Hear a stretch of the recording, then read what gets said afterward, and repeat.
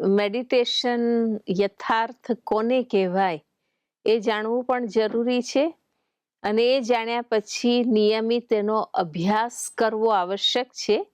એનાથી જ આપણી અંદર પરિસ્થિતિઓના પ્રભાવથી પોતાની મનોસ્થિતિને મુક્ત રાખવાની યોગ્યતા પ્રાપ્ત થતી હોય છે.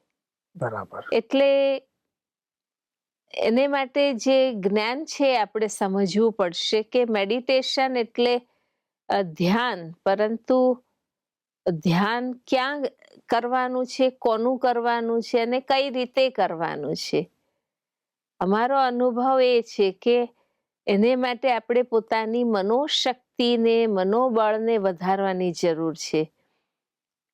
કોઈ પણ પરિસ્થિતિ આપણી સામે જ્યારે આવે છે તો સૌથી પહેલા આપણે એને ફેસ કરવાની હોય છે.